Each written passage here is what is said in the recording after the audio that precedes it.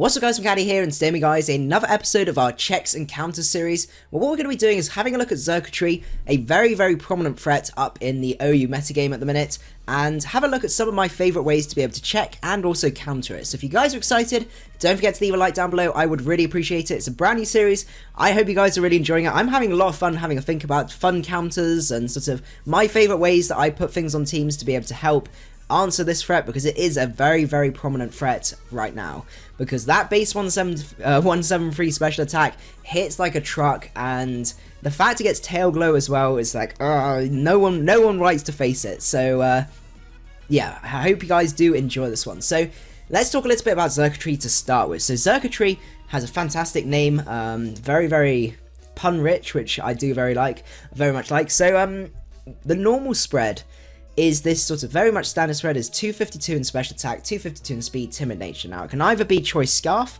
which I personally really enjoy. I love the choice scarf set.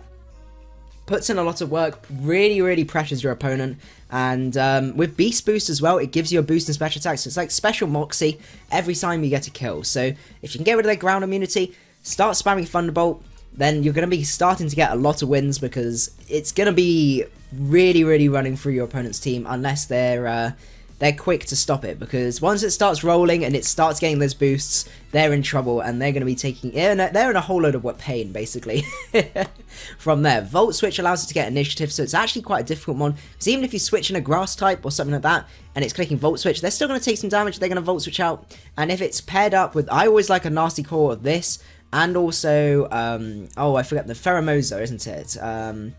Let's see, this one, yeah, Pheromosa with U-turn. So when you pair it with that, that means you just go back into Pheromosa and you just rinse and repeat, and it puts so much pressure on grass types that it's just unreal. So we've also got Energy Ball on there, which helps hit ground types, and also hit Power Ice as well, which hits the Landos and things like that, which with their flying typing means that they're only neutral to Energy Ball.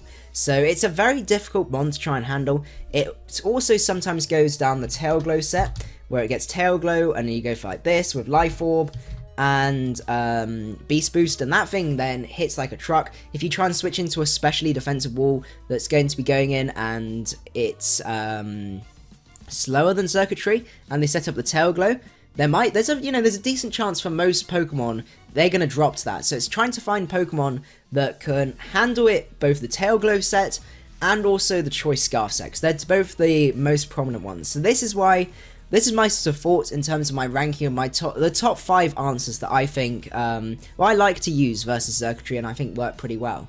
So the main reasoning for the best ones is that they can handle both sets, whereas some of the other ones handle like, you know, 1 or 2 of the sets. So for example here, this one is our first one. So this is Marowak. Marowak is so anti-meta right now, and I love it, absolutely love it. And I'm just unplugging my headphones. So the thing about Alolan Marowak is, if you guys saw the previous one, it handles Pheromosa very well, but it also handles Xurkitree absolutely beautifully, because Thunderbolt and Volt Switch doesn't care, it's got Lightning Rod. Energy Ball, it's Fire type, and then if it's got Hidden Power Ice, it's Fire type as well, so it's fine. And you can switch in very easily on pretty much any form of Xurkitree. If it's Choice Scarfed, then you get a free switch, and then something gets smacked because you got that base 568 so not base, the 568 attack there to be able to hit off from there, which is very nice, and you're pretty much free to click EQ there. In terms of the speed, we're speed creeping, quiet Aegislash, because if it's a mix set, then it's going to be clicking Shadow Ball on you, and it's going to be quiet because they always have Shadow Sneak. And then if it's going to be a physically offensive one, it's going to be outspeeding you anyway, but then it's going to have Shadow Sneak instead of Shadow Claw, so it doesn't matter if you outspeed or not. So that's kind of the thoughts of the spread on there. I think it's actually, we want to have that amount, and we want to have an odd HP in there, so that allows you to then switch in on rocks for 5. You can go in 4 times without dying, whereas if you have an even HP, you're only going to go in for 3. So we got Flare Blitz, which obviously does have recoil, so it doesn't make too much difference in this, but it still, you know, might make a difference just for that 1 HP. Shadow Bone as well, so these are our main stabs that hit a lot of the tier very hard. Earthquake allows you to hit things like Toxapex very hard, and then you can either have Stealth Rock or you can have Knockoff or something like that. I quite like having Stealth Rock on this guy because he forces a lot of switches, especially when you're switching into Xurkitree and things like that, so you can just set up those rocks for free, which is always very good. Next up, filling pretty much the same role, is the Excadrill, which is very nice with Earthquake, Iron Head, Rapid Spin, and then you can normally run Toxic, or you can run Stealth Rocks itself. And this is a specially defensive set designed to get rid of hazards. Now this works very well against Xurkitree. It does struggle a little bit more with the Tail Glow set though, because it will be taking 65 to 80%, something like that, from a Life Orb. Is that Life Orb Tail Glow, or is that, no, it's a normal Tail Glow. So if it's Life Orb, you are in trouble.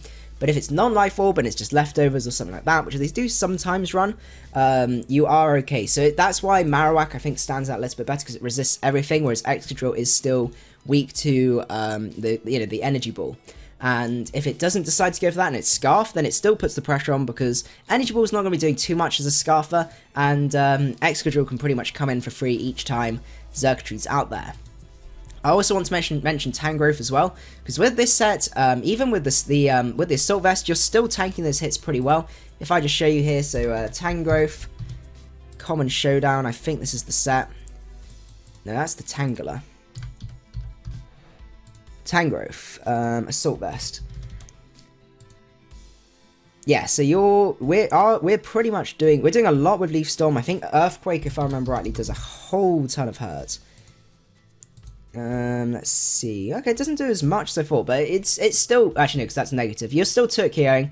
Energy Ball, that's a +3, is not doing much. What about Ice? Hidden Power Ice. Hidden Power Ice is doing quite a lot, but you're still going to be able to take a hit, and you can still do a lot of damage back with an Earthquake or even a Leaf Storm from there.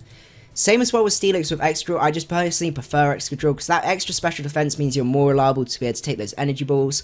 But this still works more, still works against the Scarf set and stuff like that, which is very nice, and then you can smack it back with a nice and powerful Earthquake. And then finally, we've got Tapu Bulu here. So Tapu Bulu is also very nice as the Spadef set, because it does resist the 3 out of the 4 moves if it's got HP Ice.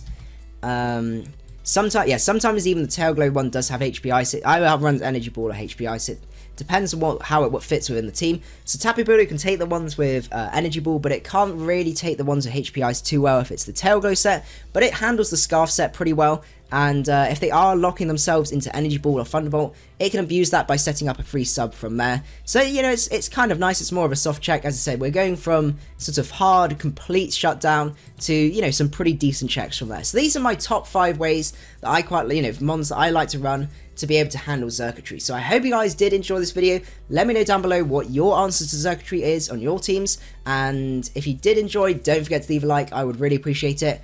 Hope you guys enjoyed, and I will see you guys at the next one. Macadii out.